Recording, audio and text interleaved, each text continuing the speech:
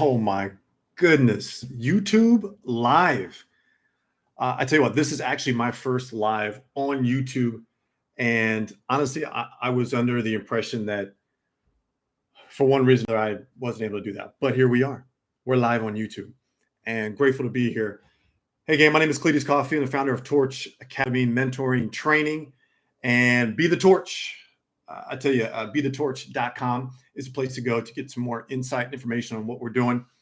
And we're going to talk today. We're talking business owners. We're talking what business owners are really struggling in their lifestyle, and it could be one or multiple areas in their life that they're struggling. But here's the thing: I have been there, and I'll talk a little more about that and some of the things that I've gone through, and it just bangs my head against the wall. Frustrating to know that some of the things I went through, but the challenging part is just seeing so many other amazingly talented, incredible human beings struggling in their business and or their life. And I'm tired of it. I just, as a high achiever myself, I was a high performing athlete, a professional athlete, turned entrepreneur. And I know what I'm capable of. And first and foremost, frustrated why I struggled for so long.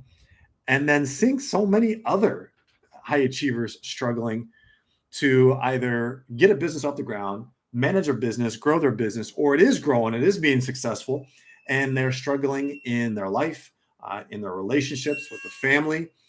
There's other, the other silos that oftentimes we put ourselves, we put up in our life that that impact us in various different ways. So I'll explain more about that. It's smoking hot here in the Northwest, and so I got the window open. I don't want the wind to hit the mic. So let's start a little bit from the beginning. As a former athlete, I transitioned into life after sports, and I honestly I fumbled around for a good decade. Like, who the heck am I? I'm no longer an athlete. It's what I had been, by the time I retired. It's what I had been doing for 80% of my life, and now I'm not it anymore. So who the heck am I? And I struggled to understand the answer. I didn't know how to answer it. And so thus, by struggling, I mean odds and ends jobs, just trying to figure out a way to rub a couple nickels together, taking sales jobs, taking coaching jobs, coaching meaning coaching athletic teams, because this was the common response when people would say, "Oh, Cletus, what are you up to right now?" And of course, my ego would not let me be vulnerable and answer. So I'd say, "Oh man, I'm cooking up this like thing, and I'm applying to this amazing job," and I would just BS and lie my way through it because I didn't want to be exposed. I was hiding. I was lying.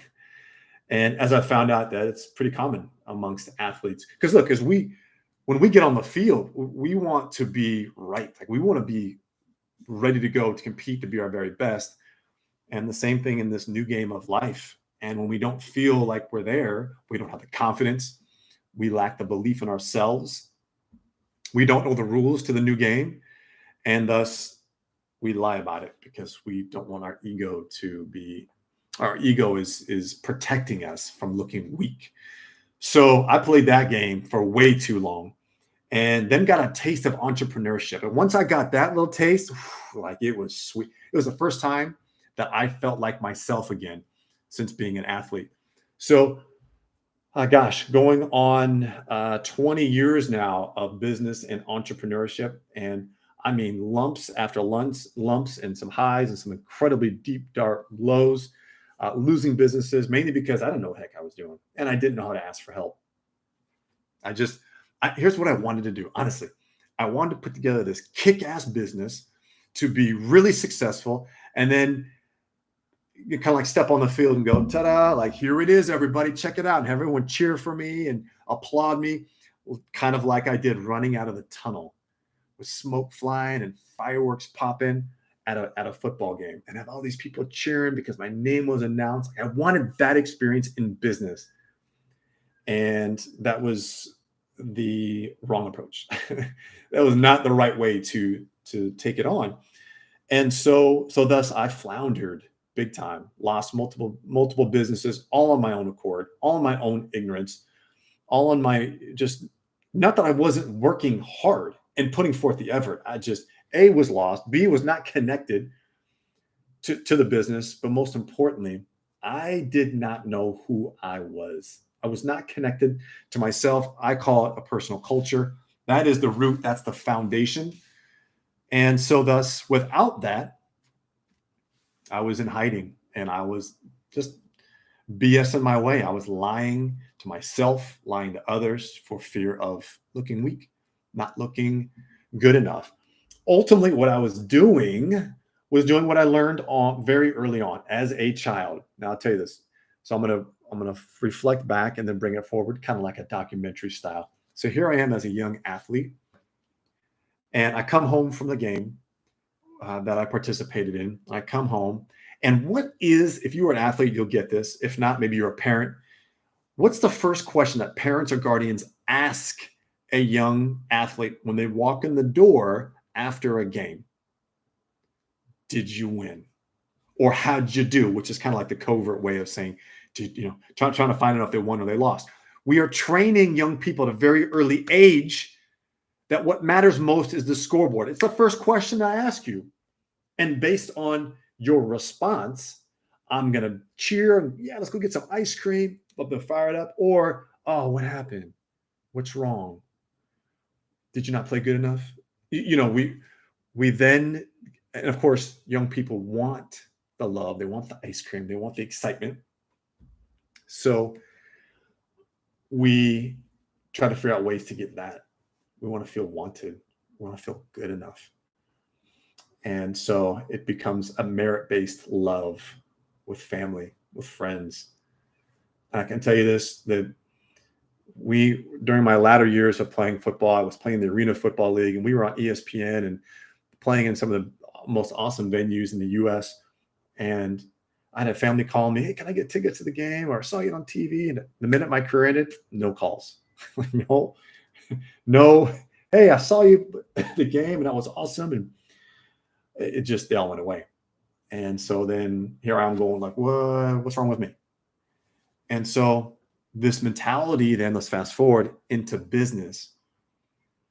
When a customer would say, yes, I felt good, like, let's go get some ice cream, fire it up, I won. And when a customer said, no, what's wrong with me? I'm not good enough. And thus I sucked as a sales professional because I was so focused on the scoreboard. I went into every conversation, every sales meeting with a dollar sign over an individual's head because I wanted to eat. And that's all they were to me. Now, I was respectful, but I didn't do very well because I was only there for the sale. And I've seen some salespeople that are brilliant at building relationships, and that was never me. I didn't know how to do that. I didn't know how to take myself out of the equation, ego, and put my focus on them. So thus, business for me was really a process of taking hard lumps. But what happens is, since we don't live in silos from a business and money and health and relationships and our emotional and mental well-being, our spirituality, like, we don't live in silos. It's all interconnected. So what was going on in my business was going on in my health. My physical health was I was a runner and competing, but I was losing a bunch of weight and I was trying to figure out my diet, and my relationship was completely upside down, disconnection, hiding, lying. It ultimately ended up in divorce. Like, it affected all areas of my life. And we think like, oh, we're just focused on business here. Everything else is different. No. How you show up in business is how you show up in your relationship, as parents, as in your health and well-being, as a friend. So it's all interconnected. And I think this is what happens. And this is the challenge, because we as high achievers are so focused on accomplishing and achieving on the scoreboard that we don't realize that there's another dimension here. There's another way of doing things that doesn't require us to have all the pressure. Because look, if you really want to grow a business, if you want to play that game, when you're hiring more people, a lot more revenues are coming in, a ton of more pressure put on you, people to take care of, customers to serve. It's just, it's a lot. It's a lot of pressure. Do you really want to play that game? Or can we be intentional in saying, this is what my life I want it to look like.